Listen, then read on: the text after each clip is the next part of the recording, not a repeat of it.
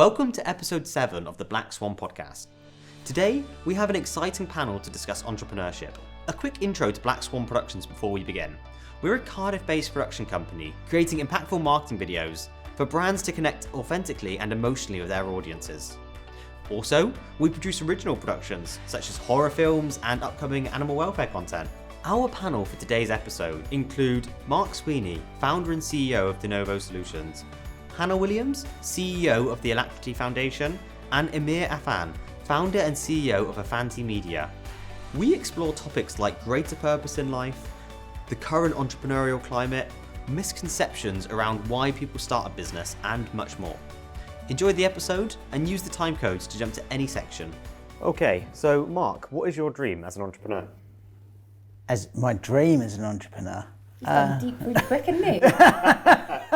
Straight into it. What is your dream? What is my dream? I think it's just to be happy, really. I enjoy what I do. It makes me happy, and I think, you know, if I'm in that place, then it's good. You only live once, and as an entrepreneur, what I do makes me happy, so that's why I do it. Nice. Hannah? Oh, that's nice. I didn't really have a mission, you know, growing up and people want to change the world. It wasn't really like that. I love business. I really enjoy learning about it. I enjoy speaking to people about it. All different sectors. I love learning from different sectors. I love the startup role I'm in now with seeing budding entrepreneurs come through and challenge themselves and see the roller coaster of like the emotional roller coaster and the stress roller coaster. So I feel like I'm in a constant startup. I just thrive. I love business. I love seeing how they work and how they tick and how all different they are. Some grow really fast, one are slow burners, but you need them all. You need the micros, the SMEs, and I just love learning about it as well. A bit of a geek in that way, I guess. Yeah. For me, it's the acceptance of being an entrepreneur. So, and particularly in education, and that's why I'm giving a lot more time to schools and colleges, because I knew I was a bit different, because I thought differently, and you weren't conditioned in schools to think differently. You were conditioned to study, and if you had different thoughts, it was like, all right, you know, because I was all over the place with my thoughts. And I think because I had 5 brothers and sisters, and they're all preachers and teachers, and I'm the youngest, and they call me and me, because I say and me. So I was the hustler, the one that kept on thinking, because I had to prove myself. But when I got to school in particular, I just felt not at home. So, they should be teaching entrepreneurship in some way or form, or recognizing the careers process. Oh, actually, there's something about this. And it's not always academic. Now, I did get a degree and all the rest of it, but it doesn't always follow that way. So I don't know how we do it. I'm working on a way of doing it, because that for me would be the key to success, and what would make me happy is that others that are coming through would feel more acceptance, because this economy needs it. And when you hear Keir Starmer in his speech reference the creative industries, in my industry, when I was growing up, it was get a proper job. The creative industry was never a proper job, but I've had a very good job and a very good life by being creative. So there's nothing wrong with it. Yeah, absolutely. So Mark, why did you become an entrepreneur? Why did I become an entrepreneur? Now, I've answered this before for you, because I'm unemployable. So I don't have much Like choice. Yeah, completely unemployable. So I don't have a lot of choice, really. I like making things happen. I like creating things. I think in a corporate setting, there's nothing wrong in the corporate setting, it's just not for me. I think there's too many constraints, and I just like thinking stuff up and then trying it out and going with it, and you don't get that in a corporate setting, because in an entrepreneurial setting, there's nobody to say no to you except for yourself. And I think entrepreneurs are naturally curious, and you've got to try things, and not everything works. Most of the time things don't work, but you're just of that kind of mindset and doing it. And it's I think entrepreneurs, their brains are just programmed differently, and they just think about things differently, and that's the way I look at it. So yeah, I don't have much choice really. You're stuck now. No one's going to employ you. Who's going to give me a job? You don't need to just keep rolling out businesses. I guess for me, well, growing up, where people used to read like Top of the Pops magazines, I was reading Richard Branson's autobiography. So I was such a geek in that way. I was obsessed. I was obsessed with understanding business because my parents had a business and they both worked in it, and it was an electrical business. My dad started the year I was born, so I was always around it, and I didn't see it as work because they were constantly working. So there wasn't a divide of this 9 to 5 thing in my life. It was you were working weekends, evenings. Once we'd flown back from holiday, once my dad had to go straight to a site, so we're all sat in the car eating fish and chips. Honestly, and it was just the life. I remember once being in Florida, years and years ago. We were much younger, and the big old phones with a aerial comes out. So my dad's on the phone walking around the pool. My mum just grabs it from his ear and chucks it in the pool. She was just like, we're on holiday, have some downtime, because there wasn't any downtime. But I love that, and I hate downtime. So I suppose it was part of, it was an accident, I guess, how we started Tiny Rebel with Gaz homebrewing and my dad being the one to think there's something in this. But I did like education. I wasn't the best in school. I didn't have to try like massively hard to get okay grades. I took a year out, and it was the best thing I did then, to go and do accounting and finance, and then go on and do my ACCA to be chartered, which I loved because my maths teacher told me I couldn't do it. So I thought, sod you, I'm going to go and try it anyway. Sounds familiar. Not how I don't even know this guy. I haven't seen him since, but he's responsible for my 20-year career. So I hope he's watching this. I'll find him one day and be like, thank you. But I liked, in that way, I had to challenge myself because I knew there was a lot of other clever people on my course, to do something different. So then I think the disruptive thing was quite good for us at Tiny Rebel, and then the opportunity came to move across to Alacrity, and I genuinely, I absolutely love it. I can't even say it's my job because that would be ridiculous, because it's so much fun every day. I get to work with incredible people who are disruptive, innovative. Terry, who's bonkers, Terry Matthews, who's 81, a serial entrepreneur, and you would not believe the mind on that guy. And I get to like absorb that and learn from that. And Simon Gibson and all these amazing mentors we get to come into Alacrity is just awesome. So I feel like the whole team feel like they're entrepreneurs because they're helping and so close to the other teams coming through. I can't even call it a job. It would take the piss calling it a job because it's so much fun. When I was described as a serial entrepreneur, I thought it's better than being a serial killer. So I'll take that. But I didn't realise until I was in my late 30s, and we had 4 kids in the back of the car, and we came across this Willy Wonka style factory, and it was the old Corona Works where they made pop, Dandelion and Burdock, Limeade, Lemonade. And I realised it was Cool Cymru at the time, and I was doing a lot of the gigs with Mannix Stereophonics. I thought, pop factory, we make pop of a different kind. So that's what, created the Pop Factory, and why Tom Jones came and smashed a bottle of Dandelion Burdock. But it's a simple one-line idea that you have. Same with Tom Jones singing in Ponty Park. It was, you asked the question, the curiosity you mentioned, has he sang on the green grass of home before? No. So we went and got exclusive rights for Ponty Park. And then I realised, doesn't everybody else have these ideas? And they don't, as much. They can, if they, as you said earlier, ignited their curiosity. Curiosity is the mother of creativity, not just invention. But one of the things that I get wound up about is that people think we love money. I don't love money. I am not motivated by money. It's really weird, right? Money follows, and success follows, but I'm not ever thinking about that. I don't come up with the idea, that's going to make so and so. If I do, it's the wrong idea. It's never worked that way in my history. I've always thought that would be a great show, or what a great initiative, or let's do that. And that's what, gets me out of bed, for the joy of doing it, doing the creation of it. The art of creativity, Rick Rubin's, it's about us bringing things to the world that didn't exist before. That's what we do. And when you think about it, Tiny Rebel didn't exist before, your product didn't, it's what. And so you can't really, it's so wide, entrepreneurship, and I don't think it's a particular thing that's one thing or the other, but it is about thinking differently. And that's why I'm coming back to my education, to encourage people to think differently and not to feel weird or whatever. You know, interesting you said about school was for you, but then again, you had the ability to learn when you wanted to do something you really wanted to do and then apply it to something you were really passionate about. So that's why I think we just need to try and understand it better. You can never bottle it, but you can at least try and track it better than we are currently, you know? So true. That's so true. Yeah. Especially in schools. Oh, massively.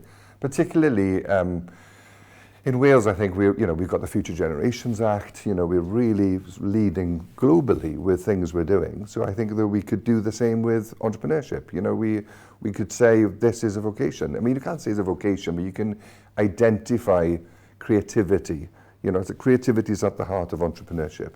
You know, and sometimes a lot of the people we employed in Pop Factory were ex-musicians, ex-roadies, they became the best editors, the best, you know, because they were creative. They would never, you know, your crew were the same. They just ask questions. They do things differently. They're not in that mold. That mold is fine for dentists and doctors. That's what they do. Great, fantastic. We need those too. We also need things and people that think, right, okay, you know, figure things out, ask questions, be curious, make it happen. Yeah. So, when I speak in colleges and whatnot, you know, I often tell them, if you want to succeed in business, you know, if you get no from the front door, and then most people walk away, oh, okay, that's not going to happen. But you need the tenacity, because it's about graft as well. It's not just about having the idea. It's about being a dog with a frisbee. I'm going to make this happen, come what may. And if you can't get an answer in the front door, you try the side window. If the side window doesn't open, you go through the back window and you get into doing this. And funny enough, I said you encourage people to speak to me today, and there's about 200 in this room. Only one guy came up at the end, right? One. You know, and he went through the back window, if you like. Why do you think that is, though? I don't know. My talk was rubbish. That's why. That's why. Some people are just nervous, though, to do it. And that baffles me, because what's the worst that's going to happen? Exactly. Someone's going to say, oh, no, not for me. But that no is a step closer to yes. So, or certainly. even, and generally, people aren't going to go, no, I'm not going to help you. No, I know. They're going to go, oh, yeah, I will help you. What do you need? Or I know someone that can help you.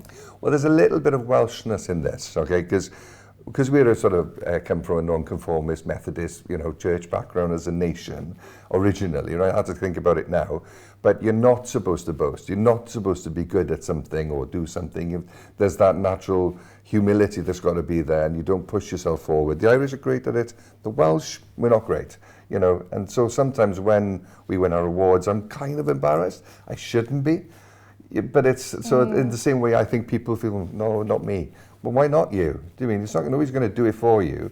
So I looked for self-propelled individuals like yourself doing this and doing other things, which just say, well, there's no rules. Nobody say you can't do this. Just do it. And I think that's the genius of the Nike slogan. Just do it. Yeah. You know, that was wow. You know that, and everybody gets that. You know. Cool. Motivated now. It's a great book, Shoe Dog, one of my favourite books. Yeah. So good. Yeah. The Nike story. So all of that ties in nicely to the next topic. So what is still misunderstood about entrepreneurship or entrepreneurs? Oh. I think the money bit. Well, the money bit. I in my peer group, no one ever does it for the money. No. If anything, the money is a little bit of a scoreboard just for fun, but it's not the primary objective. No. It's just it's not about that. It's never about that. Yes, if you're successful, it does follow and it's great and you can do things with it, but that is not the primary objective. And I would argue quite strongly, if you set up a business and the only focus is to make a lot of money, you probably won't be as successful as you want it to be, because that's kind of a byproduct of it, really. So I do agree with you on that really strongly, because none of the people that I know, and they're all, you know, successful in different shapes and sizes, and you know, and some of them way more successful than me, but it was nothing to do with the money. I suppose that really is a big misunderstanding, isn't it? Yeah. A big misconception. Yeah. Yeah. I suppose years ago, when before my time at Alacrity, the graduates used to come in and be like, they want to make money. They want to start a business just to make money. That's really flipped now since I've been there in the last couple of years. Of what I've seen, that the motivator is social impact, is huge. It's making a difference. So it's not really about the money at all anymore. Why do you think that's happened? Why has that changed? I think the world's changed. Right. I think the world and what people expect has changed. Experiences mean more to people than driving around in a Ferrari, I guess. That's genuinely, when I went and met Terry in Canada, I expected that of a billionaire. I expected this plush. Yeah. So it wasn't that at all. They're often not. And I was expecting, I don't know, dripping in Gucci and all this. And and his partner dripping in Gucci, and she wasn't. And I was like, you're just super humble, super family. You know, we were invited out for dinner with his family. It was like being with a load of Welsh, well, they are Welsh, but a load of just being home, and it's really nice, and it didn't change anything on the scale. I suppose another misconception is, I think people think entrepreneurs can do it on a 9 to 5, where it is all consuming. I saw that growing up, so I say fortunate to see it, because I lived and breathed it, and I actually loved it, and I thrive on it, and I still do now. And I love my kids seeing how much me and my husband work, because I want them to have this sense of identity working, whether that is a job or running a business or being part of a business or something. But I see that as really important. If you're going to do something, just put your whole self into it. Don't do it hard. Do it. Just do it. Yeah, just do it. Do it properly. You're going to do a job, do it properly. I think if you want to be a successful entrepreneur, you can park the whole work-life balance thing at the door, because that's it's the hardest bit. That's the sacrifice. That's the tax. How do you manage that, a work-life balance? I don't. Right. You ask my wife. Patient partners. I mean, I'm very lucky. She's good Welsh girl from the valleys, but she gets it. It's support, isn't it? Yeah, she gets it, and she backs me 100%. And I don't think I could be successful without that backing, because I know I've got that backing. Yeah. And there's things that she sacrifices. I think the thing people don't do, and it'd be good if you want an idea for a podcast, is to talk about there is a lot of collateral damage that comes with it, because your personal relationships do get affected, because it's all consuming. It is. You don't switch off. It's not a 9 to 5 job. It's 24/7 and then some. 7 days a week. And you can't have a bad day. You can't be sick. You still got to drag yourself out, because you've got to make it happen. And that's the choice you make. Yeah. It's a choice, remember, but that's the choice you make. I think the clever thing for me, but it wasn't clever at the time. I didn't think about it, but by design it happened. I met my wife in school. We were married 38 years. She was a musician, so was I. She was better than me. She was a proper musician, concert cellist, And so we got married. So I was working in telly and whatever. And then we started the company together, because we weren't seeing each other because of this. And she's been my MD ever since. And the other thing that people don't appreciate is that you need the yin and the yang. Yeah. You've got to have somebody in your life. Because I have a lot of ideas. Not all of them are good. Or they might be good, but they're not now. Or, and she goes, okay, right, so I'd say, well, I want to do the pop, actually, and she says, on the moon, and she says, oh yeah, who's going to do that then? Because I'm a starter, not a finisher. So she's being I'm the yin and she's the yang, and she's kept me on that track. And whoever it is you have in your business, or you've got a business partner or somebody you trust that challenges you and says, well, okay, how are you going to do that?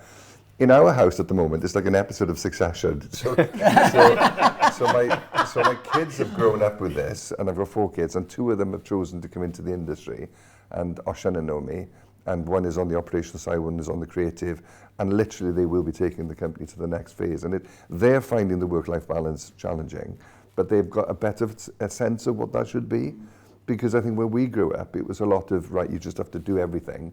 But things are changing, and that balance. And then to your point earlier, the why is really important, your values. You don't succeed if you don't have your values in the right place of why you're doing something. And I think the best example I can give you is that you're conditioned as a businessman to sell your company eventually, because that's what is the value. And you think, oh, that's what I need to do. So I sold Afanti at some point to Sky Studios. And that's what I thought would bring me happiness. Again, chasing the money, not chasing the purpose. And I was proud of it, and it was working great. Then NBC Universal Comcast bought Sky. The whale eats the shark eats the minnow, and I was the tiny little minnow at the bottom. And I thought, right, okay, so I managed, and I wasn't happy at that point, because I'd lost my mojo, I'd lost my family business, I wasn't doing it for the reasons that I should be doing it, and it was terrifying, you know? So I managed to buy the company back through the help of Sky and everybody else, and then COVID struck. And we didn't have the deep pockets. You planned that just right. The deep pockets of Sky were there no more, and I thought, and most of our audience shows were audience-led, like the Jonathan show, the Novo, Songs of Praise, whatever. So we thought, that's it. You know, we've got the family back, but but actually we grew exponentially that year. We went up 1 million, which, you know, because we became more creative, because I was happier. I was back with my why was right. You know, my motivation, everything was bang on, and we haven't stopped since. So you've got to get the why, you know, so as well as your partner, as well as somebody in your life saying, hang on a minute, you know, that I've just had, I hate it, right? When she says, hang on a minute, I'm like, no, I've got to do this. I'm like a dog with a frisbee with an idea, and I don't know where the off switch is. That's my problem. I'm looking for it all the time. When I sold Certus, do you remember I said to you that I had sold it, and my business partner was in Vegas at the time, so we had been on this journey together, but when we did the signing, we actually weren't together. He had to do it in Vegas and I had to do it in London, which was a bit weird because you always thought we'd be together. It's like a marriage. And it was over. But honestly, I will say this, and I said to you, I then walked across London. I was on my own. I signed it. It was the most surreal feeling in the world. Yeah, all right, the money's on its way to your bank account, but it's the surreal feeling in the world. And I walked across London Bridge, and it was all gone. And I was then obviously locked in for a while, but to be honest, I was kind of emotionally empty from it. And when I came back, my ex-COO, who's not on Novo's journey, he just didn't want to do it this time. And he said to me, you've got to do it for you because you've got too much unfinished business. And then it was about coming back, was to do all the things I wanted to do that I thought I was going to be able to do and I couldn't do. And I needed to come back, and it was mentally. And as soon as the day I had the discussion with my wife, or it wasn't really a discussion, it was, I'm going to start a business. She did say we're moving back to Wales though, and I said okay. But as soon as I said I was going to go, I was like, so the light switch went back on, and I was back in the game. I was back in the games, and it so was many like, people have said that, and it was like.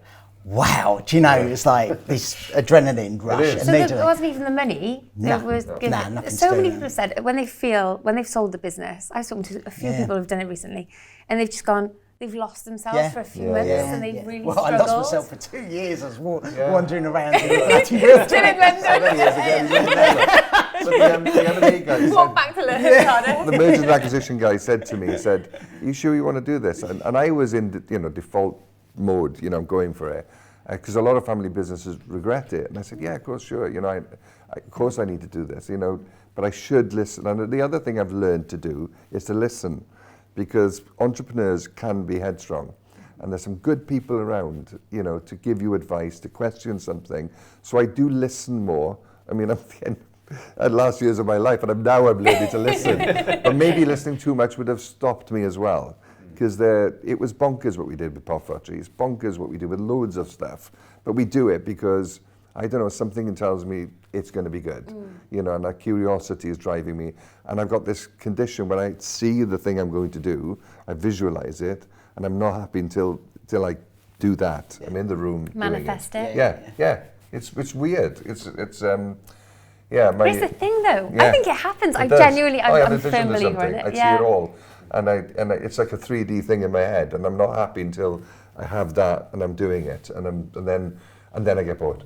It's what I said. I think just listening to the conversation, entrepreneurs, their brains are just programmed differently. That's all I can say. And it's about continuous learning, and you need to put the years in because you need the time to experience failure, learn from it, and move forward.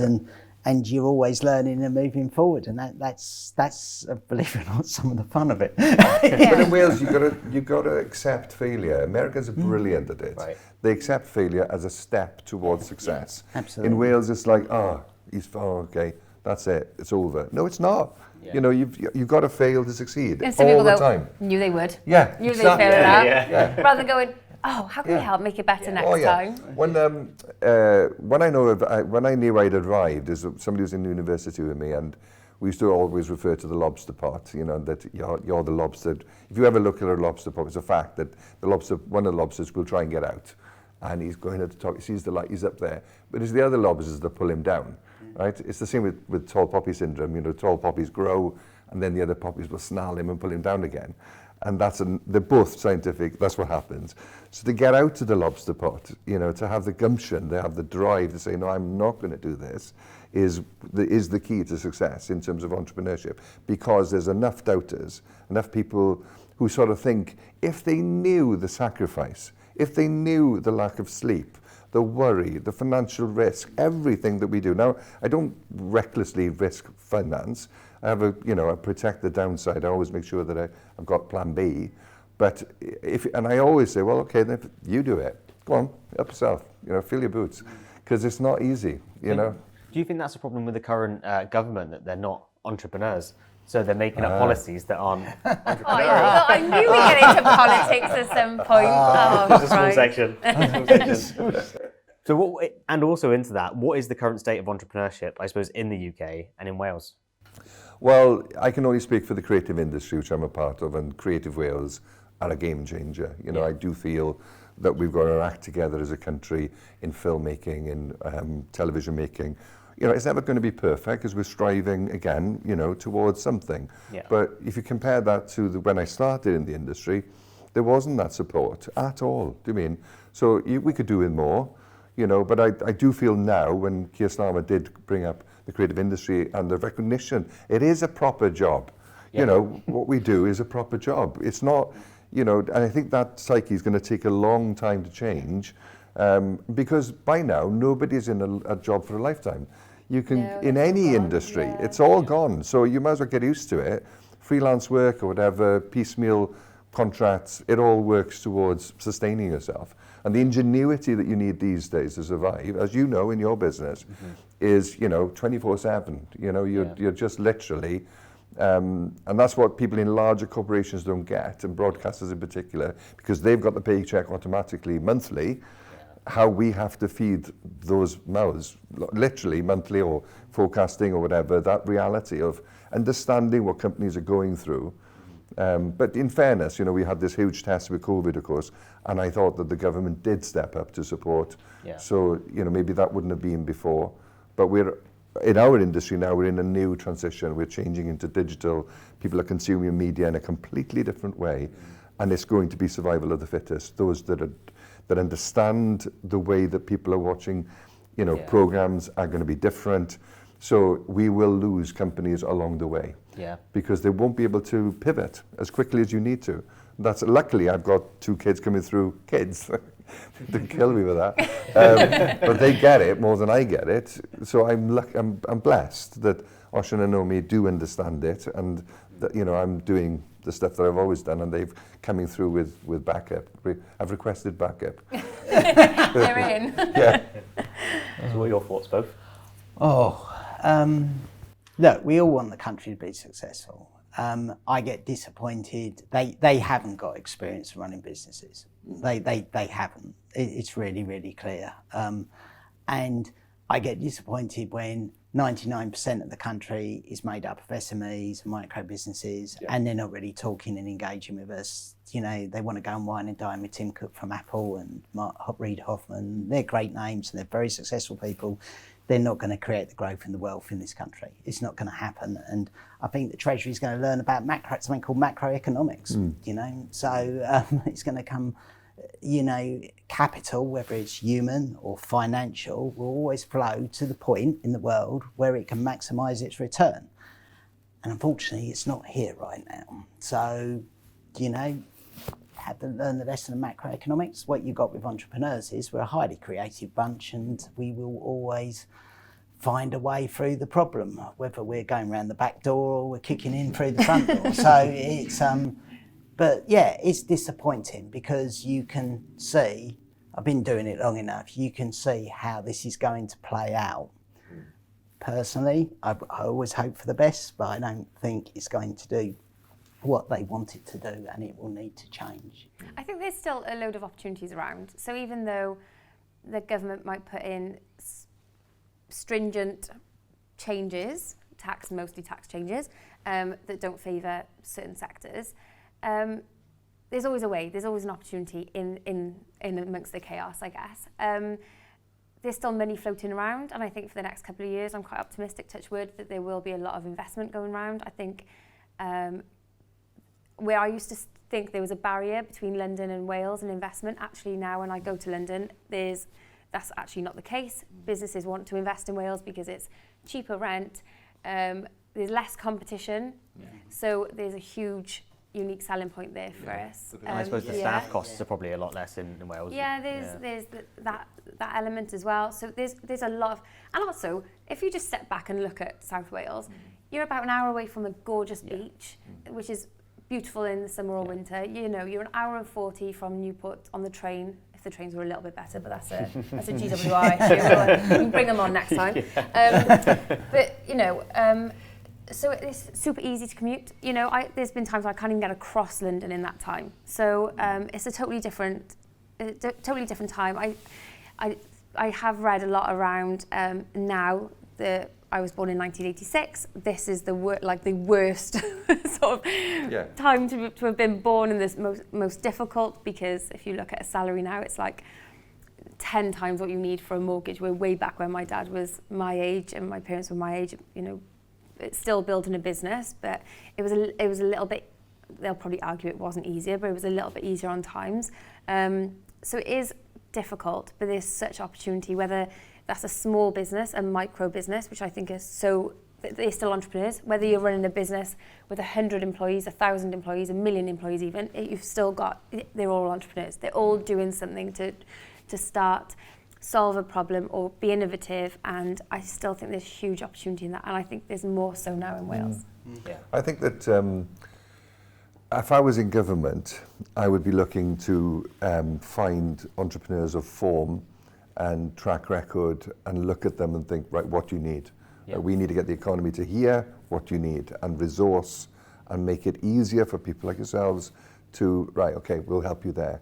And strategically, that needs to happen right across the board in every sector, because you know we don't grow on trees, and the fact that the people take that for granted. We were fortunate enough to, well, you were there to win. I won Entrepreneur of the Year, Cardiff Business Awards, and all I've had is universities get in touch with me, which is fine to talk to the students. Sure. And I'm more than happy doing that because I want the next gen of entrepreneurs. But really, they should be saying somewhere, okay, you've done that. What else do you want to do? Do you mean it's just?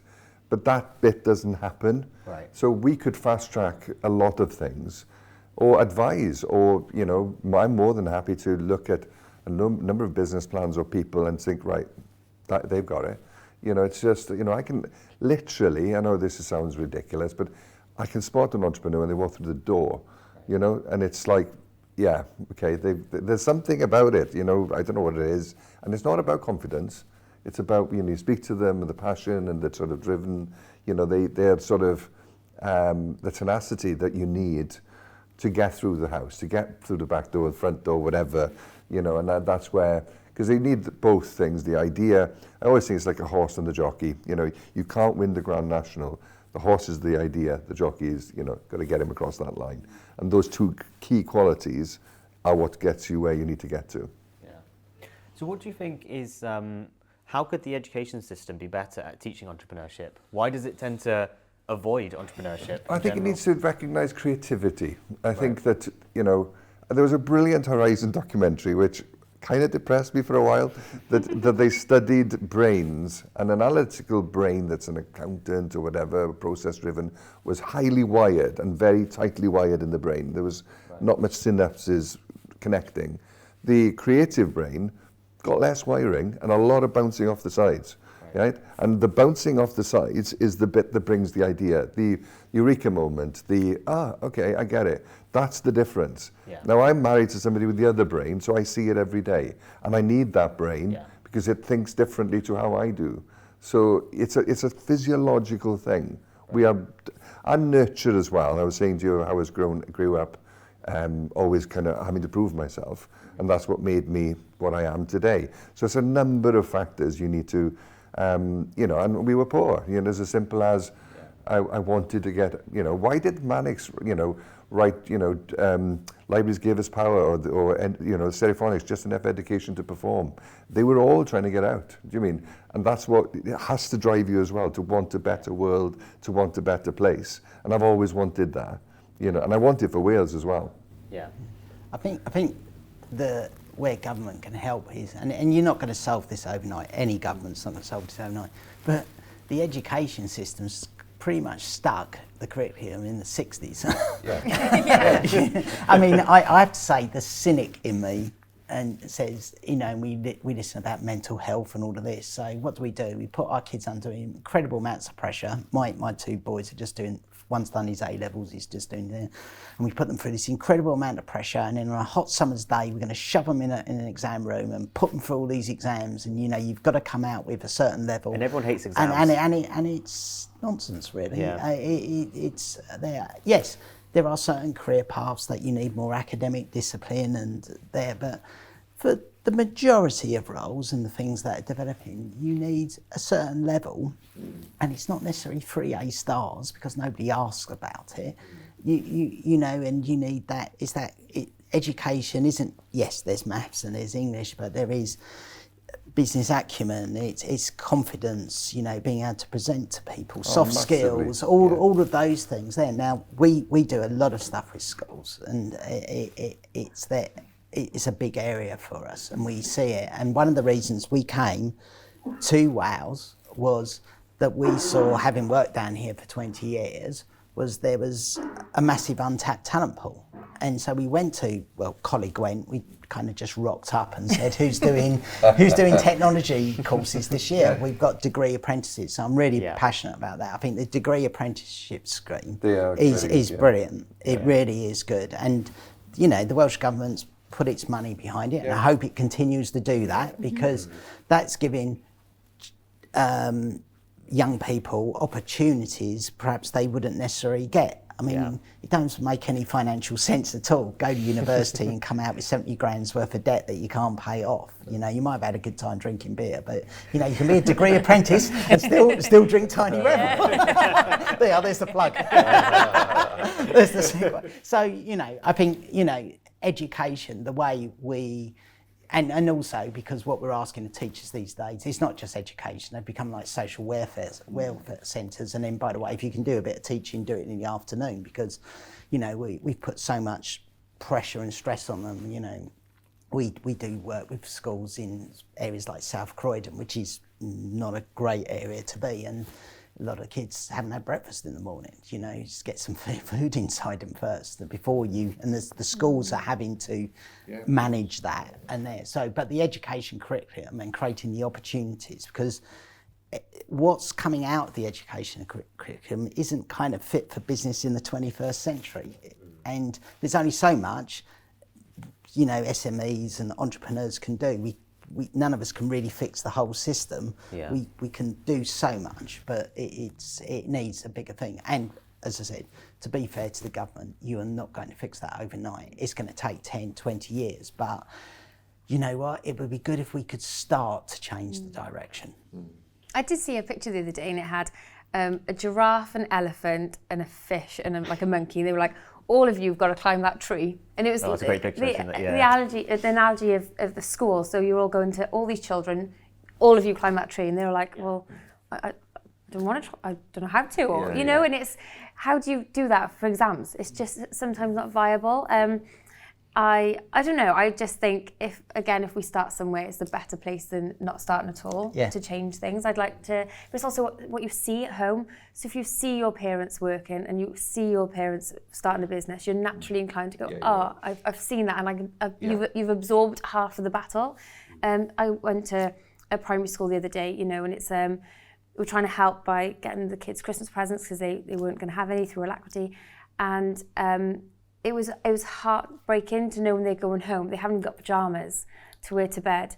And what world are we living in now that, you know, there's 5 and 6 year olds, they can't sleep properly, so they're not going to learn properly. They don't have breakfast in the mornings. They're going home with food parcels on a Friday because they won't eat all weekend. we're still in that world where, the divide is so different. So how do we realign so they can see what the opportunities are in front of them rather than going, your opportunities are just to go on benefits, We had the same in Pop Factory. We did a lot of engagement. There was one kid called Monkey. He was so talented. And we had a passing out day, when he had the qualifications. And what the Pop Factory did inspired people to think, oh, music industry, I want to do that. And we had about 200 CVs a week. It was really difficult to manage. And then you had to be vocational and be, I'm thinking, guys, you're killing the vibe. It's not about that. It's a learning how to edit, to learn out on the job, which is what we do. And we had this sort of, wanted to give them some feeling of merit and worth and a qualification. And I call it the peacock factor, when you compliment somebody in an ideas session. I was like, oh, that's great, yeah, that's really good. I see the peacocks grow, the feathers, it's coming out. And it's not about putting people down, it's about growing that peacock. And that's what we do all the time. But anyway, so Monkey didn't turn up, and we had to send somebody up to the valleys to find where he lived. And what had happened, his mother was so jealous of his success that she hid his shoes, so he didn't have any shoes to walk in, he only had one pair. So we had to literally put some shoes on his feet and bring him to the Pop Factory to get his award. So what I'm trying to say is that people's barriers are far greater, to your point about food or whatever, we get those basics right. But even then in schools, if we were to teach how to speak, how to develop an idea development is one of the key things, is if you've got an idea, don't dismiss it, think about it, routine it, put it through them, so business sooner. No, not business, it's not business, it's about just a different process maybe. So at 16 then, when they go into skills, okay, I want to be a plumber, great, if you're good with your hands and that's what you do. But at that junction, there should be, actually, do you want to do business? Do you want to start thinking, but the plumber needs to know how to be an entrepreneur as well, mind, because it's the same thing. But I think those sort of sessions with people, and I find when I go to schools or when in colleges, when you start talking the yes and what is that, and you pull things out, it's really a long process, but usually they start thinking of the way they haven't, because it's about revision, it's about passing, it's about regurgitating facts for the purpose of getting a piece of paper, and it shouldn't be about that, or even if you left school or college with, actually this guy's got, or this girl has got communication or some sort of something that gives you a passport, So when I'm looking at CVs, I see another set of skills. They usually flourish in an interview anyway, but that's what I'm grappling with at the moment, trying to get that understood. So it'll be AI soon. It won't be a CV anymore. I reckon it'll be totally different. Yeah, you think you're 100% right. Yeah. There'll be a video or something just talking around what you do rather than reading a bit of paper and trying to decipher. Yeah. Your virtual CV, I bet. Virtual CV.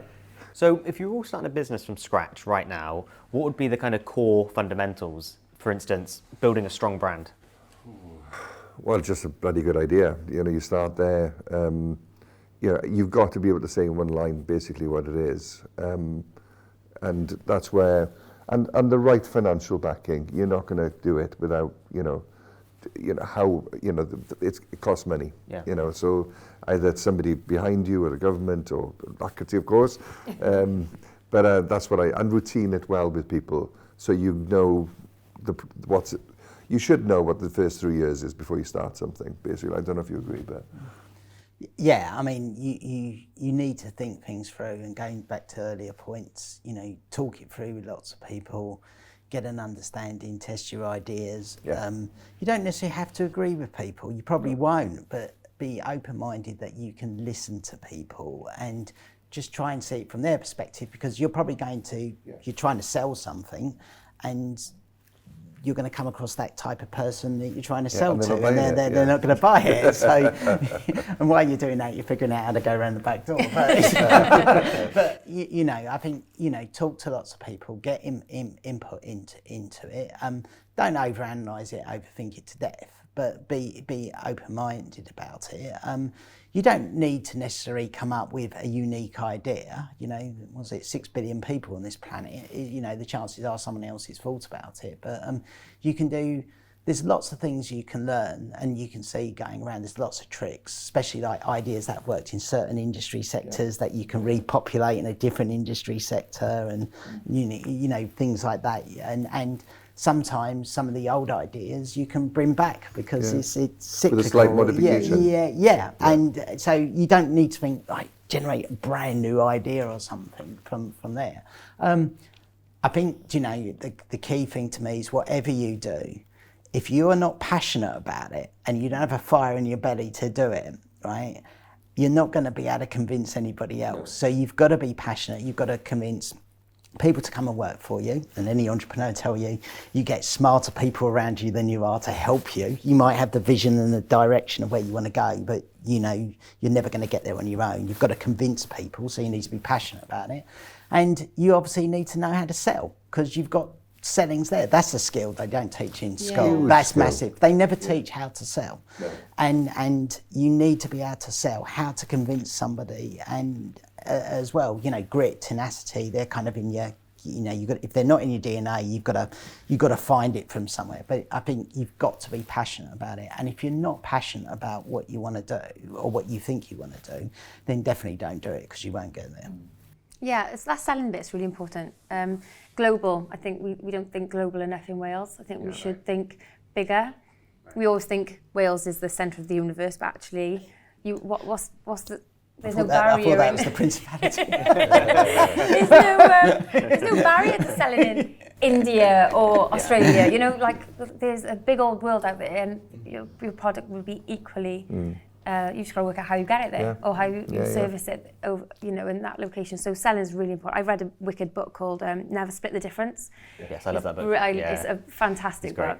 Yeah. Absolutely brilliant. It was just the art of selling where you don't really sell. So don't sell, and then, you know, it's the gradual of building relationships, building your network, and all those sorts of things rather than going, look, do you want to buy this? Like, you have to buy it. And then people are like, whoa. If in schools, they, instead of having public speaking competitions, they had pitch competitions to pitch something, an elevator pitch in through that's their biggest skill. When are you likely to do public speaking? In any situation, do you mean? But if you were to pitch your idea and in front of your peers, which is one of the hardest things, then you've got a skill within 2 minutes, you know. And kids do see it in Dragon's Den. You know, that's a huge help with entrepreneurship, is that you're that sort of, and you're there saying, oh, that's a good one, oh, that's rubbish. So you are learning through media as well, but you could learn sooner and it be more acceptable. That's the other part, is that it's not as acceptable to be an entrepreneur or a business person. It's seen as a lesser job, you know, so it needs to be up there with the best of them, because an entrepreneur can do far greater things for the economy and jobs and everything else when you get going. Yeah, absolutely. Yeah. I mean, selling, on the point that you don't go and sell something. Selling is just a series of conversations. That's all it is. So when they're ready to buy, but you need to be there, and you're trying to know what the pain point is, how you can help. But it's you don't need to be aggressively selling. No. It's just a series of conversations, because sometimes you might not be able to help. It might not be the right client there. But again, it's being how to teach people that. And have confidence of that, and things like that. We do a thing.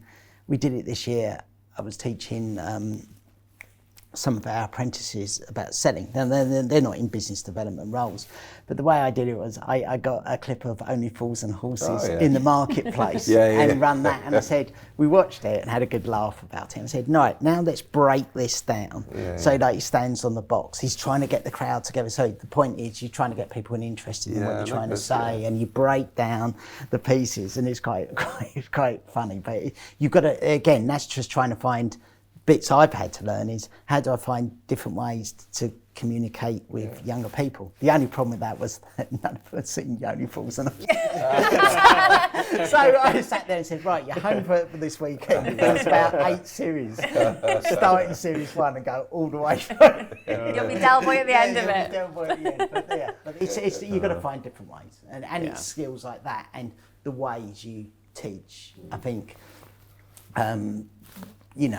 need perhaps modernising and be refreshing. So I don't know. So how do you all deal with failure? I suppose that's something entrepreneurs don't tend to discuss too often, failure. We see it quite a lot on LinkedIn, people sort of sharing their stories, what they've overcome. So how do you all deal with failure, and why do you think most businesses do fail? Ooh, can I take that one? Yeah. I mean, look, nobody wants to fail, but I think I've got to the state, and I have, all my brain works is, it's just learning opportunities, right? Just, I do believe in, if you're going to do something, fail fast because it's cheaper, and you learn, but you learn from it. You learn from it, don't do it again. You will learn more from failures, things that don't work, than successes, but I do think at times you should go back and look at why you've won something when it's been really successful. Why has that worked? There is a bit of an equilibrium there, but I think you've got to, for me, I just look at it as it's just learning opportunity, and you never stop learning, and I just go in for there, and it's like, well, that didn't work out the way it wanted to do. I think the experience bit is when you know it's not working and you get that thing going, this is not going to do what I want it to do for whatever reason, the experience kicks in and you know, right, I've got to pivot, I've got to move now. There's no point trying to flog a dead horse basically, because it's not going to do what you want it to do. So I think that's the experience that kicks in, and the quicker you see that there, but you just embrace it and you learn from it and you go forward. Obviously you try and mitigate your financial risks all the time of what you're trying to do, but I think it's that mindset. So you don't really see it as failure. I don't. I just see, okay, that didn't work out, but I learned from it. All right, don't do it again, move on. I think I've got to the level I process it pretty bloody quick, and I'm already on to the next thing. So it's there. So it's just the way I look at it. Yeah, I don't see things as failure, just a learning opportunity. Yeah. It's just a better way to look at it, I think. What's the worst that's going to happen? No one's dead. That's like, that's the worst. You've lost a bit of money. Yeah. That's what is the actual worst. Does it get easier over time to deal with failure as an entrepreneur? I think you get more experienced. I think I've really learned from people. Right. I think I've seen a lot of businesses, and there's times, because they're all the blueprint of each other. They sell stuff, they make money.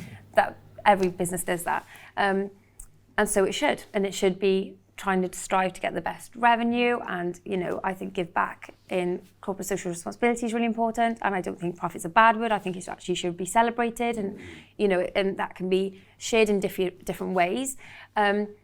There's a lot, I think, is an opportunity there as well with it, amongst it all, and I think people who have successfully grown businesses and exited and done it numerous times, like the two guys I'm sat next to, always give back then and help other people. So if they're starting entrepreneur and they're like, I need a coach or a mentor, I just need to bounce some ideas off someone.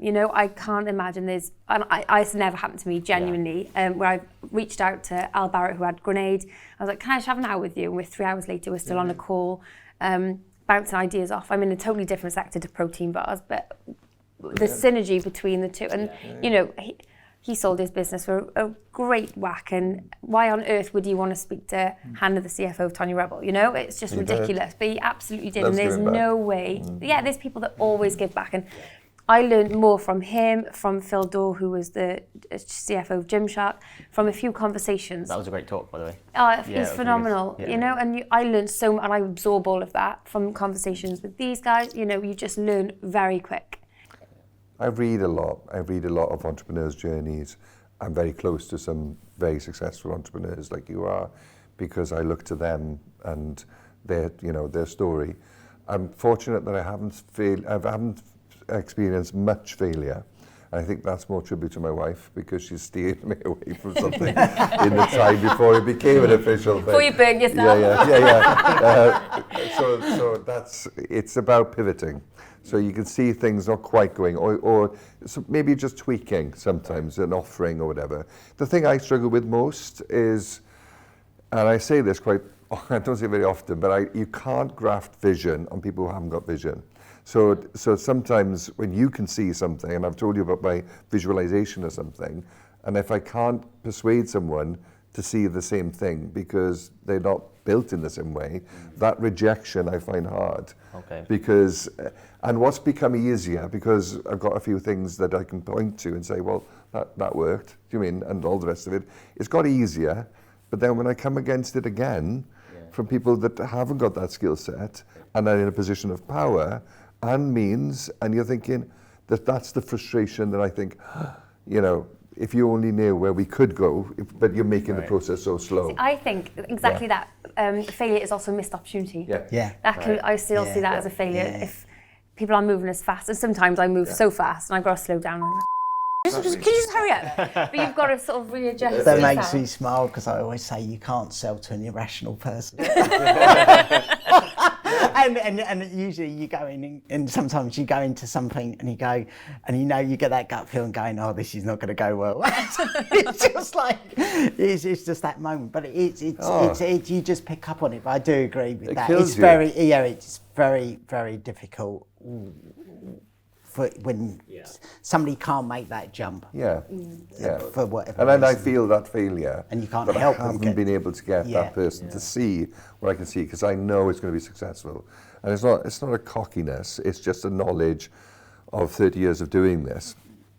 But it's not enough for some. And rather than that person having a little bit of self-insight, thinking, well, maybe, you know, if you're a best tennis player, you wouldn't question that they're not going to likely to win the next game. But in this instance, they wouldn't let them play the next game, you know, because that's not happening. It's like, and that's where I think Wales can, you know, really grind to a halt sometimes, is because we're not given the opportunity to flourish. And I'm not saying give us the keys to the bank, not at all. But, you know, you need process, you need diligence, you need all those things.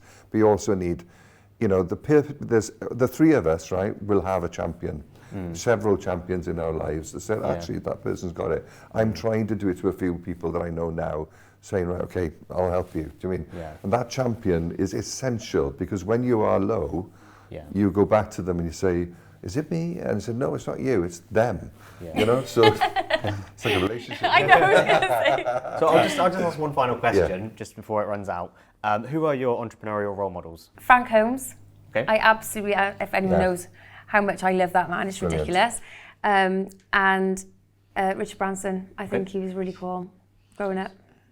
Mine is Henry Engelhardt, Admiral. Oh, okay. Just because, you know, he had a tenacity to build something with a unique model, but also did so with understanding of well-being. Way before well-being became a buzzword, you know, the whole culture of Admiral was why also they were successful. And for somebody to do something before its time, I deeply admire. Nice. Walt Disney. Oh, good one. Walt Disney. Yeah, it's just the visionary and seeing things and the art of the possible and Imagineering and just going to places where no one's been before. And the story, his entrepreneurial journey is fascinating. Well worth reading.